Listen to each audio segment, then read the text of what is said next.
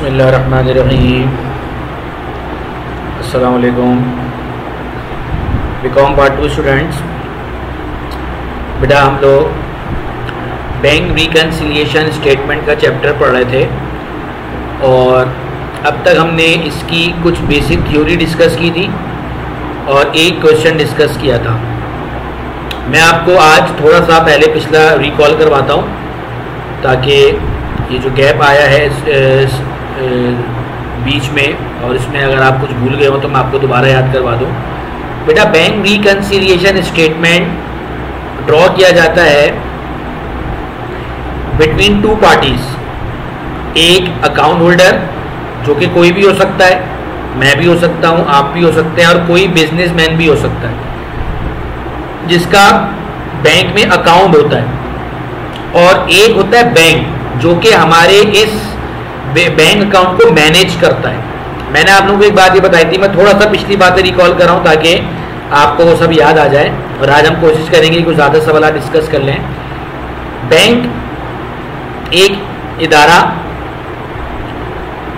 जो कि हमारे डिपॉजिट्स अपने पास रखता है और उन डिपॉजिट्स को आगे लोन के तौर पे इस्तेमाल करके इंटरेस्ट अर्न करता है, और फिर उसमें से कुछ इंटरेस्ट वो अकाउंट होल्डर को भी ऑफर करता है ताकि अकाउंट होल्डर जो है वो इस लालच में आके ज़्यादा से ज़्यादा पैसा बैंक में रखवाए। तो पूरा बैंकिंग सिस्टम पूरी दुनिया में इस तरह चलता है, यानी बैंक का अपना कुछ नहीं है, जो कुछ भी बैंक में है वो पब्लिक का है। जो पब्लिक के पास एक्स्ट्रा मनी है, जो पैसे हैं जो वो अपने घर में रखना नहीं चाहते या अपने ड्रॉ में रखना नहीं चाहते, वो बैंक में रखवाते हैं। हर इंसान अपनी ज़रूरत का कुछ पैसा तो अपनी ड्रॉ में रखता है, अपनी जेब में रखता है ताकि जब भी जरूरत पड़े फ़ौरन इस्तेमाल कर ले।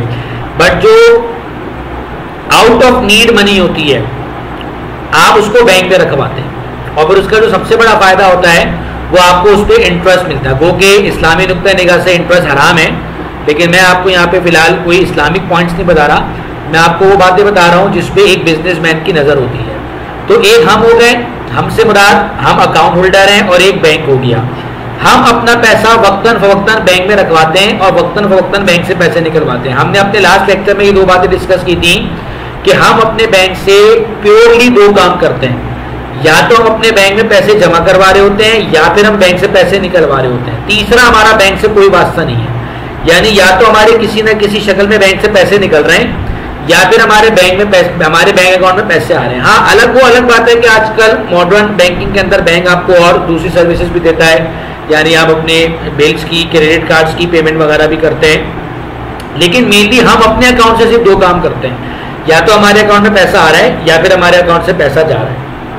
पैसा आ किस किस शक्ल में रहा है, या तो मैं खुद डिपॉजिट करवा रहा हूँ, या फिर मेरा कोई कस्टमर है जिसको मैंने अपना अकाउंट नंबर दे दिया है, उसको मैं कहता हूँ कि मेरे पास पेमेंट लाने की जरूरत नहीं है, डायरेक्ट मेरे बैंक अकाउंट में जमा करा देना। या फिर बैंक मेरे अकाउंट में खुद जो मेरा इंटरेस्ट बनता है बैंक को मेरे अकाउंट में पैसे डाल देता है। ये दो तीन तरीके हैं, या फिर कस्टमर की तरफ से बैंक जो है वो पैसे रिसीव करता है। ये दो तीन तरीके हैं जिसको मैं कह सकता हूँ कि ये पैसा बैंक में आ रहा है। बैंक से पैसा जा किस शक्ल में रहा है, या तो मैं खुद चेक के जरिए बैंक से पैसे निकलवा रहा हूँ, या मैंने कोई चेक कस्टमर को सप्लायर को दिया है जिससे मैंने उधार पर माल खरीदा होगा, उसको मैंने चेक दिया तो उसने मेरे अकाउंट से पैसे निकलवा लिए, या फिर मेरे अकाउंट से ज़कात कटी, या फिर मैंने कोई पेमेंट करनी थी और बैंक को मैंने कहा कि मेरे ब्याज पे ये पेमेंट कर दो, या फिर कोई टैक्स कटना था। ये वो चंद बातें हैं जो कि ये शो करती हैं कि पैसा मेरे बैंक अकाउंट से जा रहा है। तो पहले तो आप ये तसल्ली कर लीजिए कि हम बैंक से दो ही काम कर रहे होते हैं, अपने बैंक अकाउंट से सिर्फ दो काम कर रहे होते हैं, या तो हम वक्तन फवक्तन पैसे बैंक में डाल रहे होते हैं या फिर बैंक से पैसे निकलवा रहे होते हैं। अब ये काम हम खुद भी कर सकते हैं और ये काम हमारा कस्टमर और हमारा जिसको हम चेक देते हैं वो भी कर सकता है। यानी पैसे मेरे बैंक में आ रहे हैं तो मैं खुद भी जमा करवा सकता हूँ, कोई और भी जमा करा सकता है, या फिर मैं बैंक से पैसे निकलवा रहा हूँ तो मैं खुद भी निकलवा सकता हूँ, कोई और भी निकलवा सकता है, या फिर बैंक डायरेक्ट खुद भी डिडक्शन कर सकता है। वो सारी बातें आपको सवाल में सामने नजर आ रही हैं कि वो कौन कौन सी चीज़ें होती हैं जो कि बैंक में जो शो करती हैं कि वो बैंक में आ रही हैं, और वो कौन सी चीज़ें शो होती हैं जो कि शो करती हैं कि बैंक से पैसे जा रहे हैं। लास्ट टाइम हम लोगों ने एक बात डिस्कस की थी कि हमारे दो कॉलम्स होते हैं। एक हमारा कॉलम होता है जिसको हम कहते हैं कैश बुक, हमारे से मुराद हम अकाउंट होल्डर हैं, और एक बैंक का कॉलम होता है जिसको हम कहते हैं बैंक स्टेटमेंट, और इसका एक और नाम है पासबुक। आपकी मर्जी, आप उस कॉलम को बैंक स्टेटमेंट लिख लें या फिर आप उस कॉलम को पासबुक लिख लें, एक ही बात है, दोनों में कोई फर्क नहीं है। अच्छा, अब कैश बुक मेरा कॉलम हो गया अकाउंट होल्डर का, और बैंक स्टेटमेंट बैंक का कॉलम हो गया यानी पासबुक, सही है। अब इन दोनों कॉलम के अंदर मजीद दो काम हो सकते हैं। अगर बैंक में पैसे आ रहे हैं तो मैं उसमें ऐड करूंगा। अब या तो मैं ऐड करूंगा या बैंक ऐड करेगा, ये डिपेंड करता है कि कौन ऐड करने से रह गया। अगर मैंने ऐड नहीं किया हुआ, बैंक ने ऐड किया हुआ है तो मैं ऐड करूंगा। अगर मैंने ऐड किया हुआ है, बैंक ने ऐड नहीं किया तो बैंक ऐड करेगा। या फिर हम इसमें से बैंक से पैसे निकलवा रहे हैं तो वो लेस होगा। अब अगर बैंक ने लेस किया हुआ है, मैंने लेस नहीं किया तो मैं लेस करूंगा। मैंने लेस किया हुआ है बट बैंक ने लेस नहीं किया तो बैंक लेस करेगा। इसलिए कुल मिला के ये चार बातें बनती हैं, इनमें से ये दो तो आपको सामने नजर आ रही हैं, ऐड इन कैश बुक और लेस फ्रॉम कैश बुक। वो कौन कौन से आइटम है जो कैश बुक में ऐड होते हैं, वो कौन कौन से आइटम है जो कैश बुक से लेस होते हैं, सही है। अब ये देखिए, customer directly deposited into bank. Basically तो मैं इसमें दो बातें बताता हूं कि आपने ये किस तरह डिसाइड करना है कि ये कैश बुक में ऐड होगा या कैश बुक में लेस होगा। इसका बड़ा आसान सा तरीका है।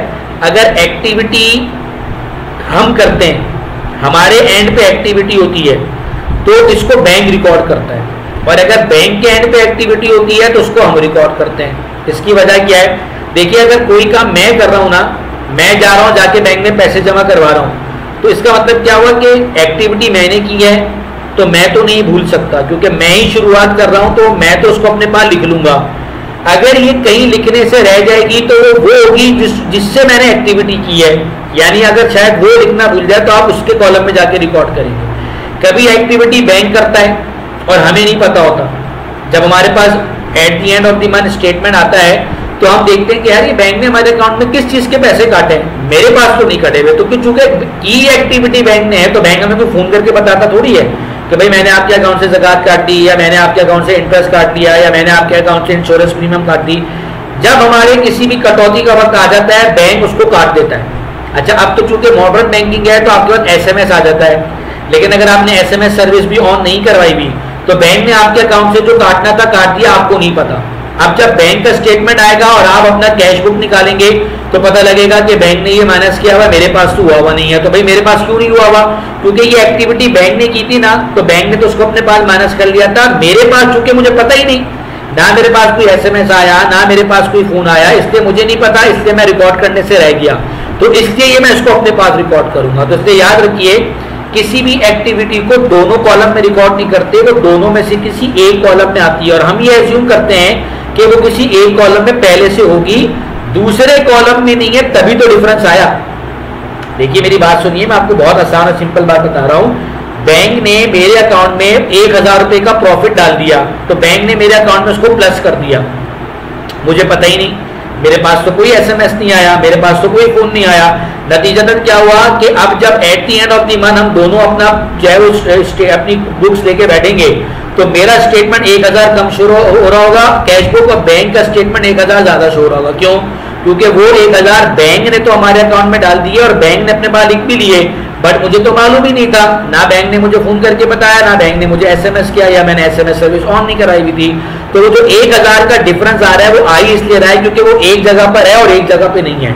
तो याद रखिए हमेशा, ये जो हमारी कैश बुक और बैंक की बुक यानी पासबुक, बैंक स्टेटमेंट जब टाइम नहीं होता, जब बराबर नहीं होता, तो उसकी वजह यही होती है कि वो किसी एक जगह पर होता है, दूसरी जगह पे नहीं होता। तो बेसिकली हमने प्लस या माइनस वहां करना होता है जहां पर ये रिकॉर्ड नहीं हुआ होता। सर यही तो मसला है, हमें कैसे पता लगेगा कि कहां पे रिकॉर्ड नहीं हुआ? तो बेटा इसका एक हल तो ये है कि आप कुछ नहीं कीजिए, आप ये सारे के सारे याद कर लीजिए, यानी ये जितने आइटम है याद कीजिए, इनमें से जो भी आए आप समझ जाएंगे कि कैश बुक में ऐड होगा, ये लेस कैश बुक से लेस होगा, आगे वाला बैंक स्टेटमेंट में ऐड होगा और बैंक स्टेटमेंट से लेस होगा। एक तो ये कि आप ये रट्टा भी लगा सकते हैं, याद भी कर सकते हैं, जो कि मैं अमूमन बच्चों को प्रीफर नहीं करता हूँ। लेकिन मेरे समझाने के बावजूद भी बच्चे जब ये देखते हैं कि नहीं सर हमारे पास तो ये की मौजूद है और हम ऐसे कर सकते हैं, तो बस हमें इस चक्कर में नहीं पड़ना कि इसकी लॉजिक क्या है। लेकिन मैं फिर भी लॉजिक बताता हूँ। लॉजिक क्या है कि अगर एक्टिविटी मैंने की है तो ये बैंक के कॉलम में जाएगा, क्योंकि एक्टिविटी अगर मैंने की है तो इसका मतलब है मैंने अपने कॉलम में लिख लिया होगा, बैंक के कॉलम में नहीं लिखा होगा, तो ये बैंक के कॉलम में जाना चाहिए। और अगर एक एक्टिविटी मुझे छोड़कर बैंक से हुई है तो इसका मतलब है बैंक में लिखा हुआ होगा, ये मेरे कॉलम में आना चाहिए। तो इसलिए हम सबसे पहले दो में से एक बात डिसाइड करते हैं कि in which column we have to put the amount, either in cash book और बैंक स्टेटमेंट। या तो हम इसको कैश बुक में लिखेंगे या बैंक स्टेटमेंट में लिखेंगे, दोनों जगह एक साथ कभी भी नहीं आएगा, दोनों में से किसी एक जगह पर आएगा। तो आपने कॉलम डिसाइड कर लिया।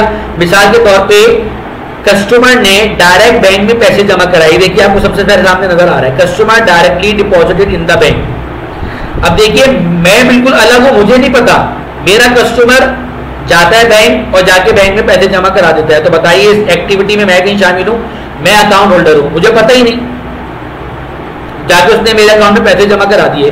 अब या तो कस्टमर मुझे फोन कर दे कि भाई वो मैंने तुम्हारे अकाउंट में पैसे जमा करा दिए, तुम जरा देख लेना, उसने भी मुझे फोन नहीं किया, और बैंक तो मुझे कोई फोन या एसएमएस कर ही नहीं रहा क्योंकि मैं एसएमएस सर्विस इस्तेमाल नहीं करता हूं। अब इसका मतलब ये हुआ कि ये एक्टिविटी कस्टमर ने डायरेक्ट बैंक के साथ की, तो ये बैंक ने अपने पास लिख लिया होगा, मैंने अपने पास नहीं लिखा। मैं आपको एक सिंपल सी मिसाल दे रहा हूं।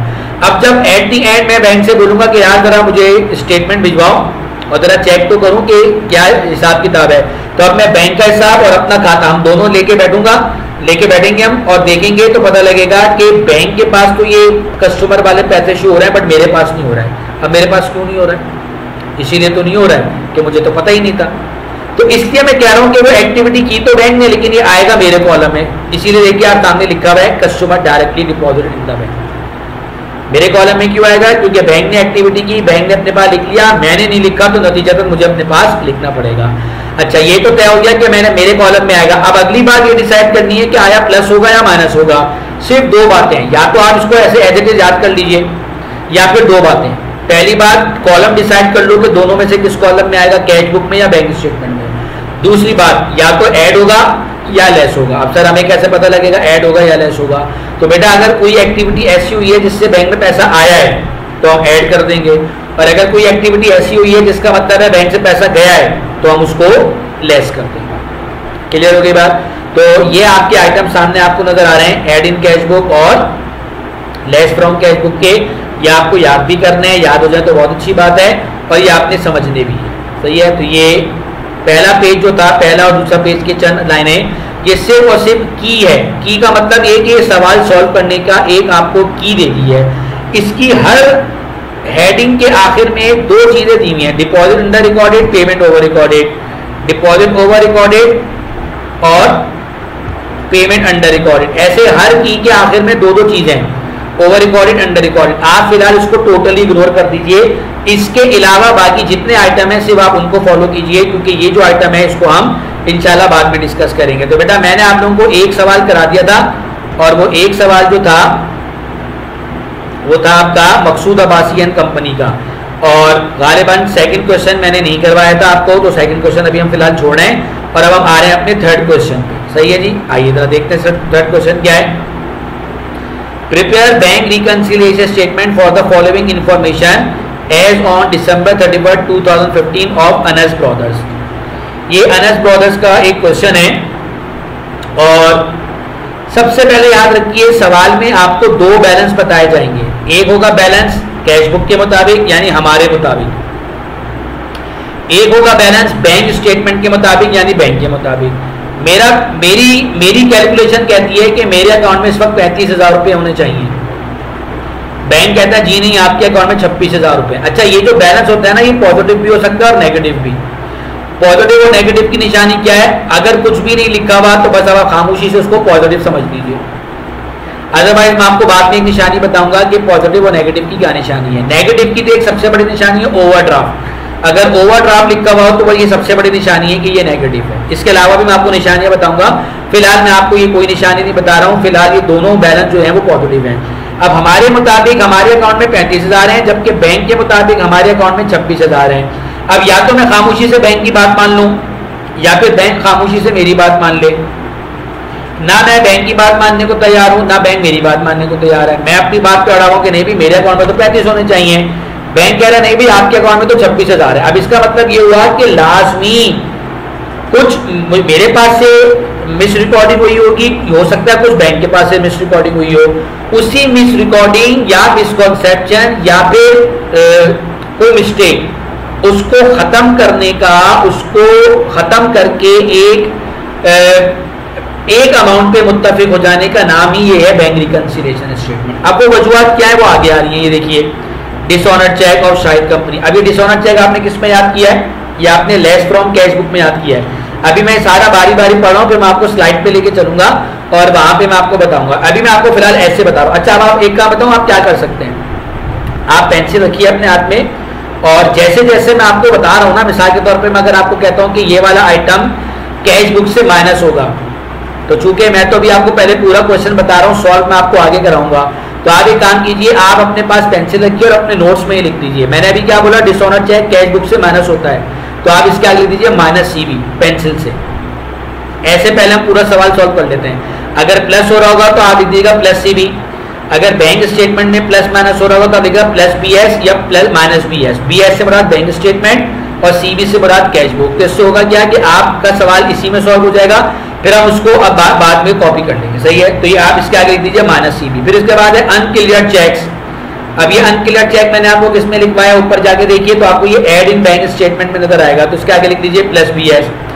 फिर है cash deposited on December 31, 2015 not shown in bank statement. अच्छा, मैं आपको एक और बात बता दूं, चलिए, और आपके लिए मैं आसानी कर देता हूं। कभी कभी ऐसा होता है कि वो आपको आखिर में हिंट देता है, not shown in bank statement, not shown in cash book. इसका मतलब है उसने आपके साथ बड़ी मेहरबानी कर दी, यानी आपको उसने हिंट दे दी। Not shown in bank statement का मतलब है कि वो आपको हिंट दे रहा है कि बैंक स्टेटमेंट में शो नहीं हो रहा, इसीलिए ये आपका बैलेंस बराबर नहीं आ रहा। तो इसका मतलब क्या है, उसने आपको हिंट दे दी कि इसको बैंक स्टेटमेंट के कॉलम में जाके लिखो। बस सिर्फ आपके लिए क्या रह जाएगा कि आपको ये सोचना होगा कि क्या मुझे प्लस करना चाहिए या माइनस। तो देखिए, डिपॉजिट है, डिपॉजिट का मतलब क्या है, पैसे आना, तो मुझे ये प्लस करना चाहिए। सही है, तो ये मुझे उसूली तौर पे बैंक स्टेटमेंट में प्लस करना चाहिए। आप चाहें तो जाके देख सकते हैं, ऐड इन बैंक स्टेटमेंट में आपको लिखा हुआ नजर आ रहा होगा deposit not shown in bank statement. इसके बाद है collection of note receivable not recorded in cash book. सवाल ये कि सर इस पे ये तो कहीं पता नहीं चलता ये कलेक्शन की किसने है, ये सारे काम बैंक कर रहे हैं। यानी कलेक्शन ऑफ नोट रिसीवेबल का मतलब है बैंक ने हमारे ब्याह पे नोट रिसीवेबल कलेक्ट किया। नोट रिसीवेबल किसे कहते हैं, जो पैसे हमने किसी से लेने थे और हमारा उससे एक रिटर्न एग्रीमेंट था कि वो हमें पैसे देगा, तो हमने अपने कस्टमर से कहा कि भाई मुझे देने के बजाय मेरे बैंक में डाके डाल दो, तो मेरे बैंक ने मेरे ब्याह पे वो नोट रिसीवेबल यानी वो पैसे कलेक्ट किए। अब सोचो ये एक्टिविटी किसने की, बैंक ने, मुझे तो नहीं पता ये एक्टिविटी किसने की, बैंक ने।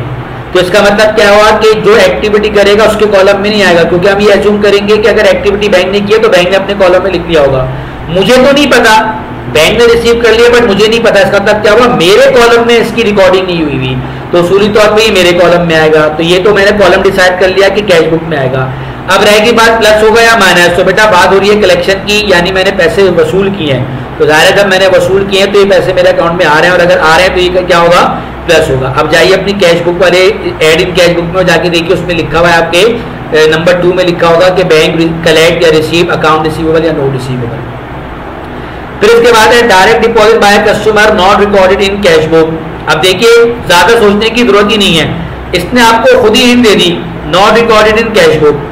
इसका मतलब है कि ये आपको हिंट दे रहा है, क्या हिंट दे रहा है कि भाई ये कैश बुक में रिकॉर्ड नहीं हो रहा। याद रखिए हमेशा हमारे जो बैंक स्टेटमेंट और हमारी कैश बुक के बराबर ना आने की वजह यही होती है कि किसी एक जगह पे रिकॉर्ड हुआ हुआ होता और एक जगह पे नहीं हुआ हुआ होता, तो आपको उसी कॉलम पे जाके रिकॉर्ड करना होता है जहाँ पे रिकॉर्ड नहीं हुआ हुआ। तो इसलिए मुझे हिंट मिल गई not recorded in cash book, तो इसका मतलब क्या हुआ, मुझे कैश बुक में जाके रिकॉर्ड करना है। अब सिर्फ अगली बात क्या सोचनी है कि या तो मैं प्लस करना है या माइनस करना है। तो देखिए डिपॉजिट की बात हो रही है, डिपॉजिट का मतलब पैसे आना, इसका मतलब क्या है, प्लस करना है। ये मैं आपको समझा रहा हूँ, आप चाहें तो वो ऊपर जो मैंने आपको की बताई है वहां से जाके मैच कर सकते हैं। तो देख लीजिए customer direct deposit cash book में ऐड हो रहा है। इसके बाद है अनप्रेजेंटेड चेक। ये अनप्रेजेंटेड चेक मैंने आपको किसमें लिखवाया हुआ है, जाके देखिए लेस फ्रॉम बैंक स्टेटमेंट। फिर इसके बाद है कलेक्शन चार्जेस डेबिटेड।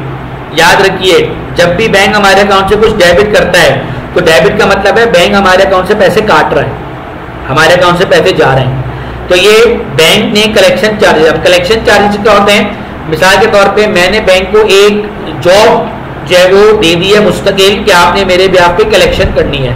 मिसाल के तौर पे के इलेक्ट्रिक वाले हैं, उन्होंने बैंक को ये जॉब दे दी है कि भाई जो भी बिल लेकर आएगा आपने हमारा बिल कलेक्ट करना है। टेलीफोन वालों ने बोल दिया, पीटीसीएल ने हमारा जो बिल लेकर आएगा वो आपने कलेक्ट करना है। इसी तरीके से सुई गैस वालों ने कह दिया हमारा जो भी बिल लेकर आएगा आपने कलेक्ट करना है। स्कूल कॉलेजेस वालों ने कह दिया कि भाई जो भी बच्चा हमारी फीस लेकर आएगा वो आपने कलेक्ट करनी है। बैंक कहता है भाई मैं तुम्हारा कोई नौकर तो नहीं लगा हुआ, तो मैं तो ये काम फ्री में नहीं करूंगा, आपकी जो कलेक्शन होगी मैं इस पर अपने कुछ चार्जेस रखूंगा, यानी एक बिल की कलेक्शन पे मैं 8 रुपए रखूंगा, एक फीस वाउचर आएगा मैं उस पर 10 रुपए रखूंगा। तो बैंक अपने चार्जेस काट लेता है, बैंक आपसे मांगता नहीं है। बैंक कहता है मैंने आपके इतने बिल कलेक्ट किए, मेरे ये चार्जेस कटते हैं, मैंने काट लिए, मैंने आपके इतने फी वाउचर कलेक्ट किए, मेरे ये चार्जेस बनते हैं, मैंने काट लिए। तो इसका मतलब है बैंक ने ये चार्जेस काटे हैं, but not recorded in cash book. अब देखिए कितना आसान है, उसने खुद ही हिंट दे दी, not recorded in cash book. इसका मतलब क्या हुआ, ये बात तो डिसाइड हो गई कि किस कॉलम में आएगा, कैश बुक के कॉलम में आएगा। अब अगली बात क्या रहेगी, अब या तो प्लस होगा या माइनस। तो देखिए आपको हिंट क्या दिया उसने, डेबिटेड, यानी आपके पैसे कट रहे हैं, तो ये किसमें जाएगा, आपके कैश बुक में और माइनस में जाएगा।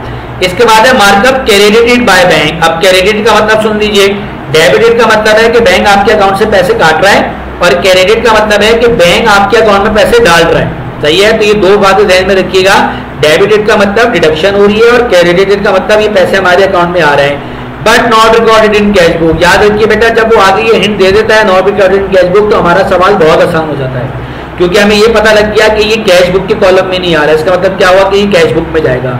अब रहेगी बात प्लस होगा या माइनस। तो देखिए इसने हमको हिंट क्या दी, क्रेडिटेड, तो क्रेडिट का मतलब क्या है कि पैसे आ रहे हैं, और अगर पैसे आ रहे हैं तो ये प्लस होगा। अब ये देखिए पूरा सवाल मैंने आपको बता दिया। अब ये जितने भी प्लस माइनस वाले थे ना, आप इसको पहले तो सामने रख दो। ये था प्लस सी बी, सॉरी ये था पहला वाला माइनस सी बी, दूसरा वाला था प्लस बी एस यानी बैंक स्टेटमेंट, ये वाला था प्लस बी एस, ये वाला था प्लस सी बी, ये वाला भी था प्लस सी बी, ये वाला था माइनस बी एस, ये वाला था माइनस सी बी, और ये वाला था प्लस सी बी। ये सब समझिए, आपका सवाल मैंने यही सॉल्व कर दिया। अब सिंपल आपने एक रिकंसिलिएशन स्टेटमेंट प्रॉपर ड्रॉ करना है, ऊपर हेडिंग डालनी है, और ये बातें जो मैंने आपको जबानी बताई वहां पे जाके लिख देनी है, और आखिर में जब आप टोटल करेंगे तो दोनों का बैलेंस बराबर आ जाएगा। तो आइए चलते हैं इसके सोल्यूशन की तरफ। ये देखिए, ये क्वेश्चन नंबर 3 है, ऊपर हेडिंग आ गई messrs Anas brothers bank reconciliation statement for the month ended December 31, 2015। ये आपने ऐसे कॉलम ड्रॉ करने, ये आ गया आपका पर्टिकुलर्स का कॉलम, और ये आ गया आपका कैश बुक, और ये आ गया आपका बैंक स्टेटमेंट। ये कॉलम हमारा है और ये कॉलम बैंक का है। अब देखिए वो तमाम बातें जो मैंने आपको वहां पे बताई, यहाँ पे मैंने सॉल्व कर दी हैं। सबसे पहले आपने बैलेंस लिखा, 35,000 हमारे मुताबिक था, और बैंक स्टेटमेंट के मुताबिक 26,000 था। फिर इसके बाद पहला आइटम आया था डिसऑनर चेक, वहां पे जाके देखिए आपने अपने जो है वो नोट्स में लिखा था माइनस सी बी, ये देखिए जो माइनस होगा वो ब्रैकेट में आ जाएगा। फिर अनक्लियर चेक्स था, आपने वहां पे लिखा था प्लस बी एस यानी बैंक स्टेटमेंट, ये देखिए मैंने ऐड कर दिया। फिर वहां पे आपने एक डिपॉजिट करवाया था कैश या चेक, वो आपने बैंक स्टेटमेंट में शो नहीं हो रहा था, तो ये आपने जाके बैंक स्टेटमेंट में ऐड कर दिया 10,000। फिर कलेक्शन ऑफ नोट रिसीवेबल, वहां पे आपने लिखा था प्लस सी बी यानी ऐड इन कैश बुक, ये देखिए कैश बुक में ऐड हो गया। फिर ऐड कस्टमर डायरेक्टली डिपॉजिट, ये भी आपने लिखा था प्लस सी बी, आपके कैश बुक में ऐड हो गया। फिर अनप्रेजेंटेड चेक आपने अपने वहां पे लिखा था माइनस बी एस, ये देखिए मैंने ब्रैकेट में लिख दिया माइनस बैंक स्टेटमेंट। फिर collection charges debited by bank, ये आपने अपनी कैश बुक में माइनस कर दिया, और ये मार्कअप क्रेडिट बाय बैंक ये आपने ऐड कर दिया। जो माइनस वाले हैं वो माइनस के साथ ब्रैकेट के साथ, और जो प्लस वाले हैं वो विदाउट ब्रैकेट। अब आपने करना क्या है, सिंपल, ये आपका बैलेंस है, ये आपका बैलेंस है 35,000, ये है बैंक का बैलेंस 26,000। अब ये वो आइटम है जो कि रिस्पॉन्सिबल थे कैश बुक में प्लस माइनस करने के लिए, यानी ये वो आइटम थे जो कि कैश बुक में रिकॉर्ड होने से रह गए थे, और ये वो आइटम थे जो कि बैंक स्टेटमेंट में रिकॉर्ड होने से रह गए थे। तभी तो मैं कह रहा हूं कि मैं भी गलत था कि मैं कह रहा था 35,000 है, बैंक भी गलत था क्योंकि बैंक कह रहा था 26,000 है। पता लगा कि ये आइटम मैंने रिकॉर्ड नहीं किए, ये आइटम बैंक ने रिकॉर्ड नहीं किए। अगर तो ये आइटम मैंने रिकॉर्ड किए हुए होते और ये बैंक ने रिकॉर्ड किए हुए होते तो फिर हमारा ये बैलेंस शुरू में सही आता, लेकिन नहीं, हमने अपनी अपनी गलतियां सही की, बैंक ने अपनी अपनी सही की, तो पता लगा कि हमारा जो बैलेंस है वो रिकनसाइड, हमारा भी 26,000 आ गया और बैंक का भी 26,000 आ गया। सही है, तो बेटा ये एक क्वेश्चन था। इंशाल्लाह अब हमारी क्लास में थोड़ा सा जो है वो तेजी भी आएगी, तो ज़्यादा सवाल भी करेंगे। तो फिलहाल इंशाल्लाह उसको हम आज की हद तक यहीं पर ही रखते हैं, और इंशाल्लाह फिर अगले लेसन के साथ, अगले सवाल के साथ फिर आएंगे। तो उस वक्त तक के लिए इजाज़त दीजिए। अल्लाह हाफिज़।